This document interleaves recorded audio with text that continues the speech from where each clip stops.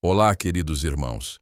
É com o coração cheio de esperança que chegamos ao capítulo 3 do nosso amado livro, Paulo e Estevão. Capítulo 3. Em Jerusalém. Neste capítulo, testemunharemos a profunda transformação de Gesiel. Após ser resgatado e levado para a humilde comunidade cristã em Jerusalém, ele é cuidado por Simão Pedro. É ali que, pela primeira vez, ouve a história e os ensinamentos de Jesus de Nazaré. Profundamente tocado, seu coração reconhece no carpinteiro crucificado o Messias prometido pelas Escrituras que tanto amava. Renascido na fé, ele é batizado com um novo nome, Estevão. Veremos também o crescimento da comunidade e a necessidade de organizar o amparo aos necessitados, o que leva à escolha dos primeiros 7 diáconos. Estevão, por sua dedicação e sabedoria, é um dos escolhidos, e logo sua palavra inspirada e seus atos de amor o tornam uma figura central e amada entre os seguidores do caminho. Este é um capítulo sobre renascimento. Acompanharemos a conversão de uma alma ferida pelo sofrimento em um farol de esperança e serviço. Veremos como o encontro com a verdade do Cristo pode dar um novo e sublime propósito à existência, e como a verdadeira força se revela não na revolta, mas na dedicação amorosa ao próximo. Que a jornada de Gesiel, agora Estevão, nos inspire a encontrar nossa própria forma de servir. Vamos iniciar o texto do livro. Depois de contemplar angustiadamente o cadáver paterno, o jovem hebreu acompanhou a irmã, de olhar ansioso, até a porta de acesso a um dos vastos corredores da prisão. Jamais experimentara tão profunda emoção. Ao cérebro atormentado, acudiam-lhe os conselhos maternos, quando asseverava que a criatura, acima de tudo, devia amar a Deus. Jamais conhecera lágrimas tão amargas como aquelas que lhe fluíam em torrente do coração dilacerado. Como reaver a coragem e reorganizar o caminho? Desejou num relance romper as algemas, aproximar-se do pai inanimado, afagar-lhe os cabelos brancos e, simultaneamente, abrir todas as portas, correr no encalço de Abigail, tomá-la nos braços para nunca mais se apartarem nas estradas da vida. Debalde se estorceu no tronco do martírio, porque, em retribuição aos esforços, somente o sangue manava mais copioso das feridas abertas. Singultos dolorosos abalavam-lhe o peito, a cuja altura a túnica se fizera em rubros frangalhos. Abismado em si mesmo, finalmente foi recolhido a uma cela úmida, onde por 30 dias mergulhou o pensamento em profundas cogitações. Ao fim de um mês, as feridas estavam cicatrizadas, e um dos prepostos de Licínio julgou chegado o momento de o encaminhar a uma das galeras do tráfego comercial, onde se encontrava o questor, interessado em assuntos lucrativos. O moço hebreu perdera o viço róseo das faces e o tom ingênuo da fisionomia carinhosa e alegre. A rude experiência dera-lhe uma expressão dolorosa e sombria. Vagava-lhe no semblante indefinível tristeza e na fronte apontavam rugas precoces, nunciativas de velhice prematura. Nos olhos, porém, a mesma serenidade doce, oriunda da íntima confiança em Deus. Como outros descendentes da sua raça, sofrera o sacrifício pungente. Todavia, guardara a fé, como a auréola divina dos que sabem verdadeiramente agir e esperar.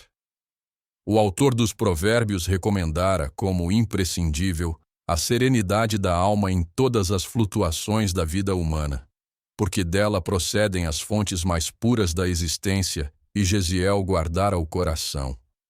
Órfão de pai e mãe, cativo de verdugos cruéis, saberia conservar o tesouro da esperança e procuraria a irmã, até aos confins do mundo, se um dia conseguisse, de novo, o beijo da liberdade na fronte escravizada.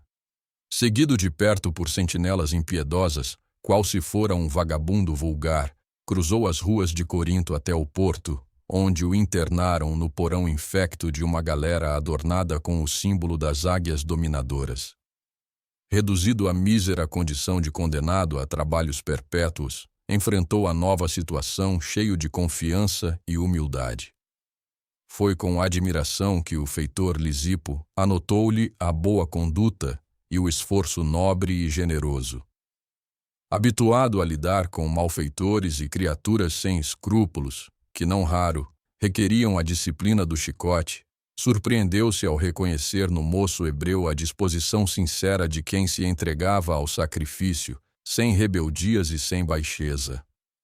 Manejando os remos pesados com absoluta serenidade, como quem se dava a uma tarefa habitual, sentia o suor abundante inundar-lhe a face juvenil, relembrando, comovido, os dias laboriosos da sua charrua amiga.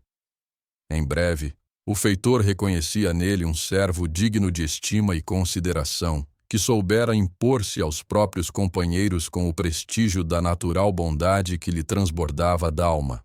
"Ai de nós!" exclamou um colega desalentado. "São raros os que resistem a estes remos malditos por mais de 4 meses. "Mas todo o serviço é de Deus, amigo", respondeu Gesiel altamente inspirado. "E desde que aqui nos encontramos em atividade honesta e de consciência tranquila, devemos guardar a convicção de servos do Criador, trabalhando em suas obras. Para todas as complicações da nova modalidade de sua existência, tinha uma fórmula conciliatória, harmonizando os ânimos mais exaltados. O feitor surpreendia-se com a delicadeza do seu trato e capacidade de trabalho, que se aliavam aos mais altos valores da educação religiosa recebida no lar. No bojo escuro da embarcação, sua firmeza de fé não se modificara. Dividia o tempo entre os labores rudes e as sagradas meditações. A todos os pensamentos sobrelevava a saudade do ninho familiar, com a esperança de rever a irmã algum dia, por mais que se lhe dilatasse o cativeiro. De Corinto, a grande embarcação aproara em Cefalônia e Nicópolis, de onde deveria regressar aos portos da linha de Chipre, depois de ligeira passagem pela costa da Palestina, consoante o itinerário organizado para aproveitar o tempo seco e tendo em vista que o inverno paralisava toda a navegação. Afeito ao trabalho, não lhe foi difícil adaptar-se à pesada faína de carga e descarga do material transportado, à manobra dos remos implacáveis e à assistência aos poucos passageiros, sempre que lhe requisitavam préstimos, sob o olhar vigilante de Lisipo. Voltando de Cefalônia, a galera recebeu um passageiro ilustre. Era o jovem romano Sérgio Paulo, que se dirigia para a cidade de Citium em comissão de natureza política. Com destino ao porto de Neapafos, onde alguns amigos o esperavam, o moço patrício se constituiu desde logo entre todos, alvo de grandes atenções. Dada a importância do seu nome e o caráter oficial da missão a ele cometida, o comandante Sérvio Carbo lhe reservou as melhores acomodações. Sérgio Paulo, entretanto, muito antes de aportarem novamente em Corinto, onde a embarcação deveria permanecer alguns dias, em prosseguimento da rota prefixada, adoeceu com febre alta, abrindo-se-lhe o corpo em chagas purulentas.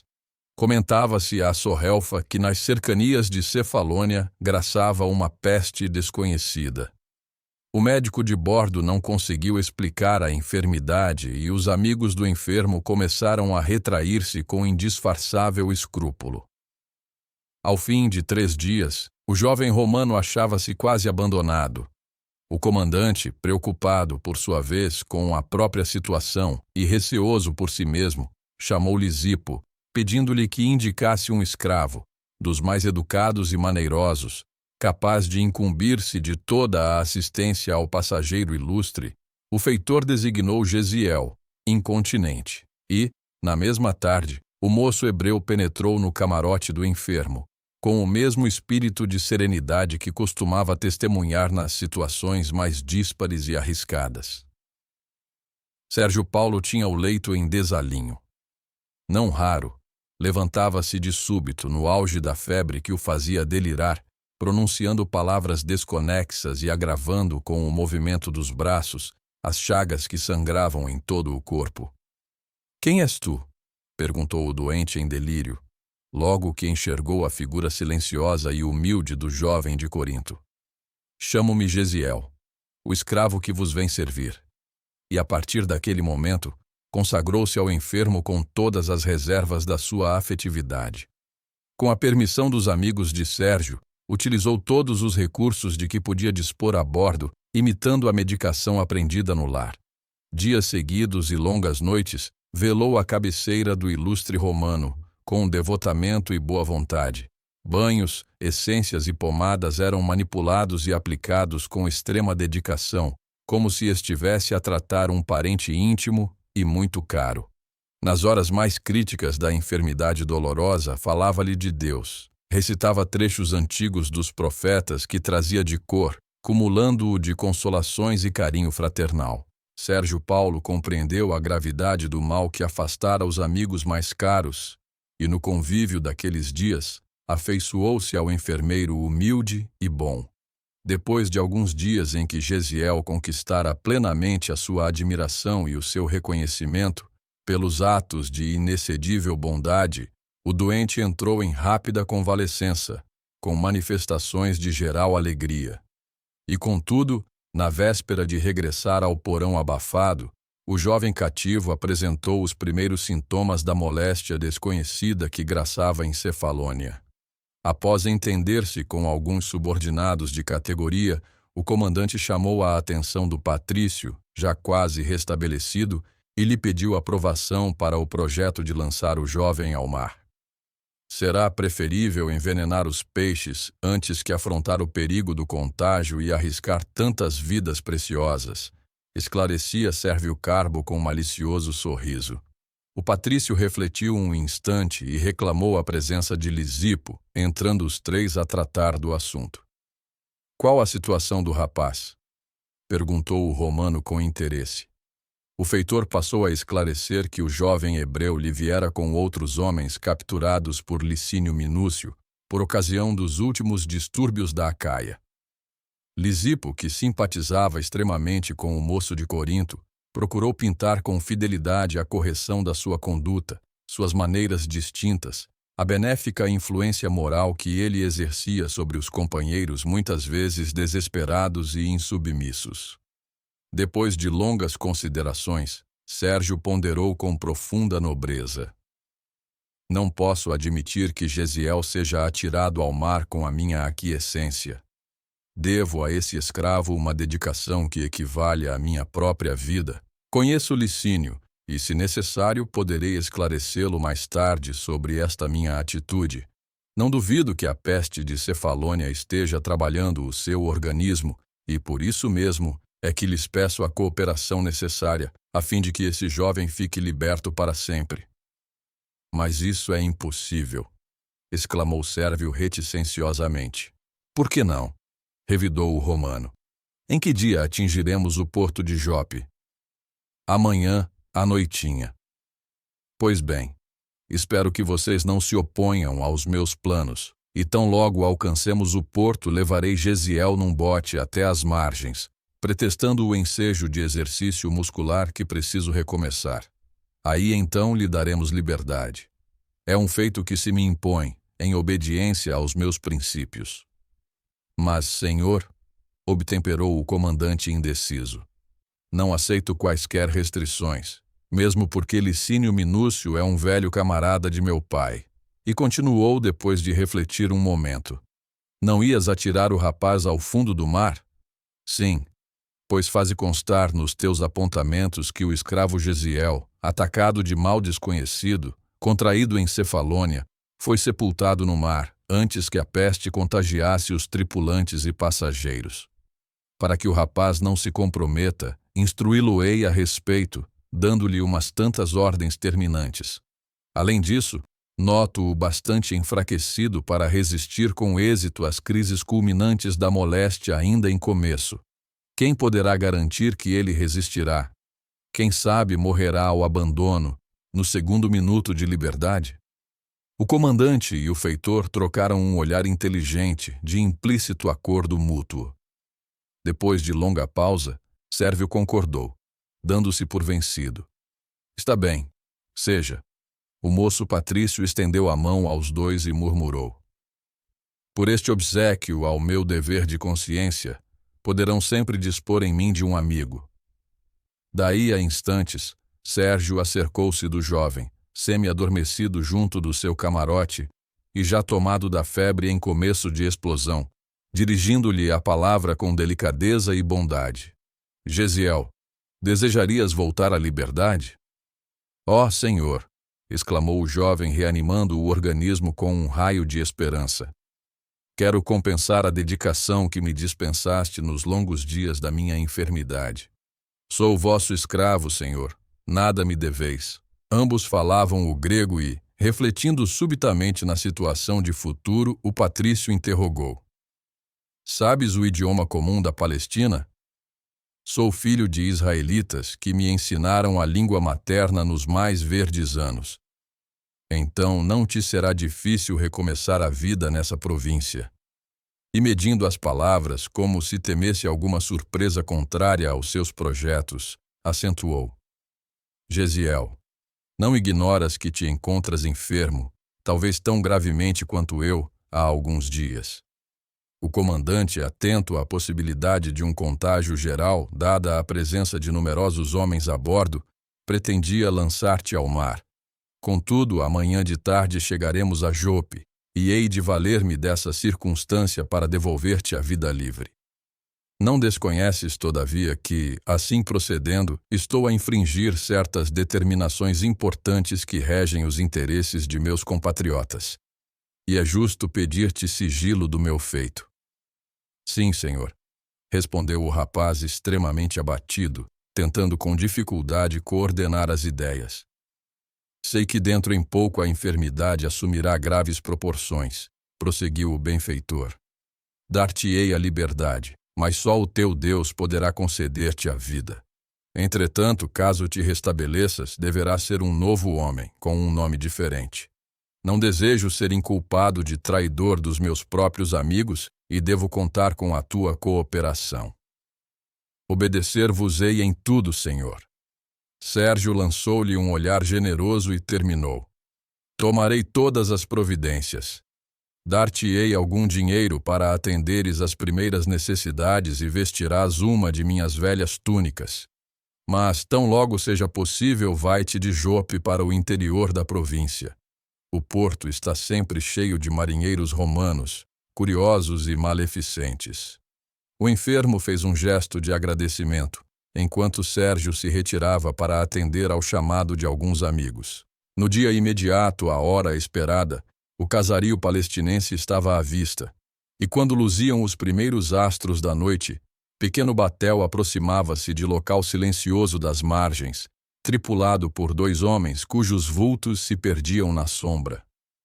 Derradeiras palavras de bom conselho e despedida, e o moço hebreu osculou comovidamente à destra do benfeitor, que voltou à galera apressado de consciência tranquila.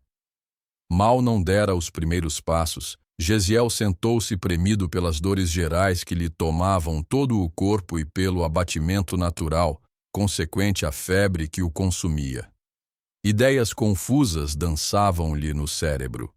Queria pensar na aventura da libertação. Desejava fixar a imagem da irmã, que haveria de procurar no primeiro ensejo. Mas estranho torpor infirmava-lhe as faculdades, acarretando-lhe sonolência invencível.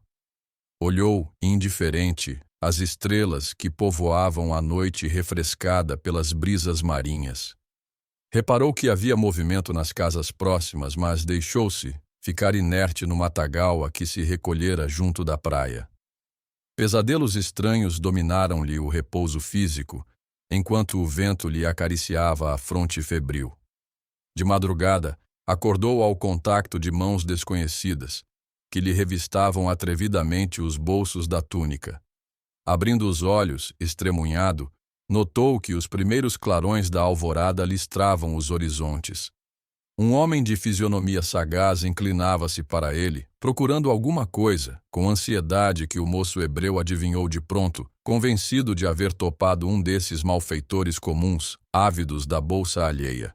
Estremeceu e fez um movimento involuntário, observando que o assaltante inesperado alçara a mão direita, empunhando um instrumento na iminência de exterminar-lhe a vida.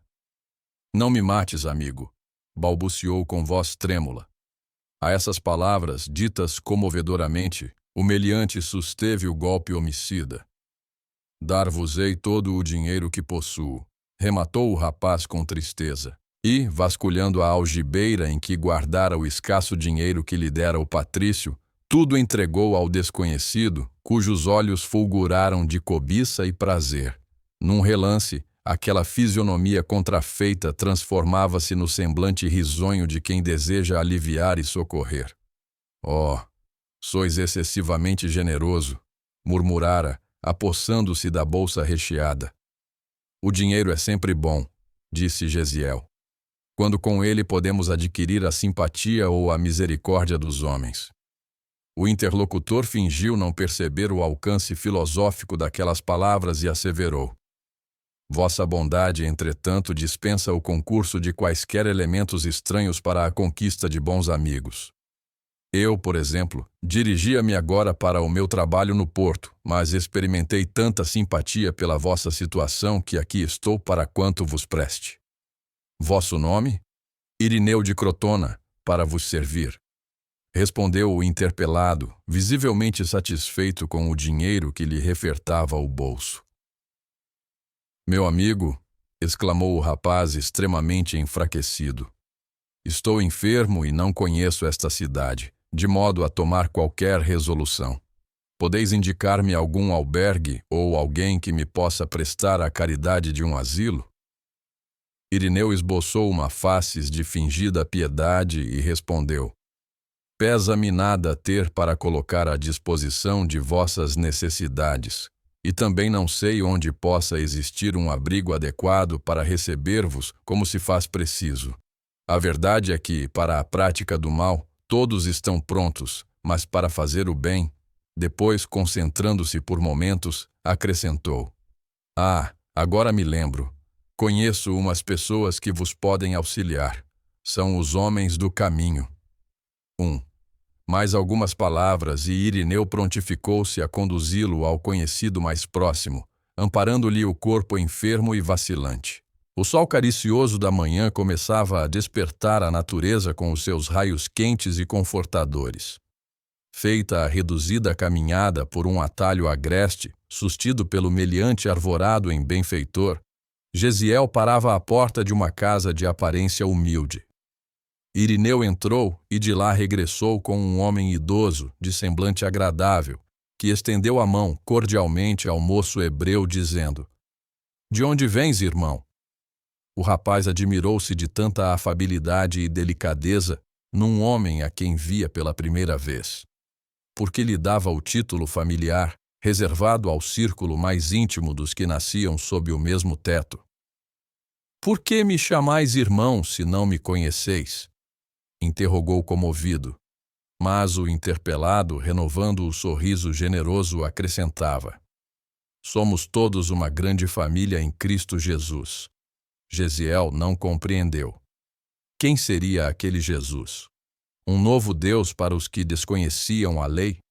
Reconhecendo que a enfermidade não lhe dava ensanchas a cogitações religiosas ou filosóficas, respondeu simplesmente: "Deus vos recompense pela generosidade da acolhida. Venho de Cefalônia, tendo adoecido gravemente em viagem, e assim, e que neste estado, recorro à vossa caridade." Primitiva designação do cristianismo. Nota de Emanuel. "Efraim", disse Irineu dirigindo-se ao dono da casa, "nosso amigo tem febre e o seu estado geral requer cuidados. Você, que é um dos bons homens do caminho, há de acolhê-lo com o coração dedicado aos que sofrem." Efraim aproximou-se mais do jovem enfermo e observou: "Não é o primeiro doente de Cefalônia que o Cristo envia à minha porta. Ainda anteontem, outro aqui surgiu com o corpo crivado de feridas de mau caráter. Aliás, conhecendo a gravidade do caso, pretendo logo à tarde levá-lo para Jerusalém." "Mas é necessário ir tão longe?" perguntou Irineu com certo espanto. Somente lá temos maior número de cooperadores, esclareceu com humildade. Ouvindo o que diziam e considerando a necessidade de ausentar-se do porto em obediência às recomendações do patrício que se lhe mostrara tão amigo, restituindo-o à liberdade, Gesiel dirigiu-se a Efraim num apelo humilde e triste. Por quem sois? Levai-me para Jerusalém convosco por piedade. O interpelado, evidenciando natural bondade, anuiu sem maior estranheza. Irás comigo. Abandonado por Irineu aos cuidados de Efraim, o doente recebeu carinhos de um verdadeiro amigo. Não fosse a febre, e teria travado com o irmão um conhecimento mais íntimo, procurando conhecer minuciosamente os nobres princípios que o levaram a estender-lhe a mão protetora. Contudo, mal conseguiu manter-se de pensamento vigilante sobre si mesmo, a fim de elucidar as suas interrogações carinhosas, medicando-se convenientemente. Ao crepúsculo, aproveitando a frescura da noite, uma carroça, cuidadosamente velada por um toldo de pano barato, saía de Jope com destino a Jerusalém. Caminhando cuidadoso para não esfalfar a pobre Alimária, Efraim transportava os 2 enfermos à cidade próxima, buscando os recursos indispensáveis. Descansando aqui e ali, somente na manhã seguinte o veículo parou à porta de um casarão de grandes proporções, aliás paupérrimo em sua feição exterior. Um rapaz de semblante alegre veio atender ao recém-vindo, que o interpelou com intimidade. Urias, poderás dizer-me se Simão Pedro está? Está, sim. Poderás chamá-lo em meu nome? Vou já. Acompanhado de Tiago, irmão de Levi, Simão apareceu e recebeu o visitante com efusivas demonstrações de carinho. Efraim esclareceu o motivo da sua presença. 2 desamparados do mundo requeriam auxílio urgente. Mas é quase impossível, atalhou Tiago. Estamos com 49 doentes acamados. Pedro esboçou um sorriso generoso e obtemperou. Ora, Tiago, se estivéssemos pescando, seria justo nos eximíssemos desse ou daquele dever que exorbitasse a esfera das obrigações inadiáveis de cada dia, junto da família, cuja organização vem de Deus. Mas agora o Mestre nos legou o trabalho de assistência a todos os seus filhos no sofrimento. Presentemente, nosso tempo se destina a isso. Vejamos, pois, o que é possível fazer. E o bondoso apóstolo adiantou-se para acolher os 2 infelizes. Desde que viera do Tiberíades para Jerusalém, Simão transformara-se em célula central de grande movimento humanitarista. Os filósofos do mundo sempre pontificaram de cátedras confortáveis, mas nunca desceram ao plano da ação pessoal, ao lado dos mais infortunados da sorte. Jesus renovara, com exemplos divinos, todo o sistema de pregação da virtude. Chamando a si os aflitos e os enfermos, inaugurara no mundo a fórmula da verdadeira benemerência social. As primeiras organizações de assistência ergueram-se com o esforço dos apóstolos ao influxo amoroso das lições do Mestre. Era por esse motivo que a residência de Pedro, doação de vários amigos do caminho, regurgitava de enfermos e desvalidos sem esperança. Eram velhos a exibirem úlceras asquerosas, procedentes de Cesareia, loucos que chegavam das regiões mais longínquas, conduzidos por parentes ansiosos de alívio. Crianças paralíticas, da Idumeia, nos braços maternais, todos atraídos pela fama do profeta Nazareno, que ressuscitava os próprios mortos e sabia restituir tranquilidade aos corações mais infortunados do mundo. Natural era que nem todos se curassem, o que obrigava o velho pescador a agasalhar consigo todos os necessitados com carinho de um pai. Recolhendo-se ali com a família, era auxiliado particularmente por Tiago, filho de Alfeu, e por João. Mas, em breve, Filipe e suas filhas instalavam-se igualmente em Jerusalém, cooperando no grande esforço fraternal. Tamanho o movimento de necessitados de toda sorte, que há muito Simão não mais podia entregar-se a outro mister no concernente à pregação da boa nova do reino. A dilatação desses mistérios vinculara o antigo discípulo aos maiores núcleos do judaísmo dominante. Obrigado a valer-se do socorro dos elementos mais notáveis da cidade, Pedro sentia-se cada vez mais escravo dos seus amigos benfeitores e dos seus pobres beneficiados, acorridos de toda parte, em grau de recurso supremo ao seu espírito de discípulo abnegado e sincero. Atendendo às solicitações confiantes de Efraim, providenciou para que ambos os enfermos fossem instalados na sua casa pobre. Gesiel ocupou leito asseado e singelo, em estado de completa inconsciência, no delírio da febre que o prostrava. Suas palavras desconexas, entretanto, revelavam tão exato conhecimento dos textos sagrados que Pedro e João se interessaram de modo especial por aquele jovem de faces macilentas e tristes. Mormente Simão passava longas horas entretido em ouvi-lo, anotando-lhe os conceitos profundos, embora filhos da exaltação febril. Decorridas 2 semanas exaustivas, Gesiel melhorou, reharmonizando as próprias faculdades para melhor analisar e sentir a nova situação. Afeiçoara-se a Pedro, como um filho afetuoso ao legítimo pai. Notando-lhe o carinho, de leito em leito, de necessitado a necessitado, o moço hebreu experimentava deliciosa e íntima surpresa. O ex-pescador de Cafarnaum, relativamente moço ainda, era o exemplo vivo da renúncia fraterna. Tão logo convalescente, Gesiel foi transferido a ambiente mais calmo, à sombra amena de vetustas tamareiras que circundavam a velha casa. Entre ambos estabelecera-se, desde os primeiros dias, a corrente magnética das grandes atrações afetivas. Nessa manhã, as observações amáveis sucediam-se, e, não obstante a justa curiosidade que lhe pairava n'alma a respeito do interessante hóspede, Simão ainda não tinha logrado o ensejo de um intercâmbio de ideias, mais íntimo, de maneira a sondar-lhe os pensamentos, inteirando-se dos seus sentimentos e da sua origem.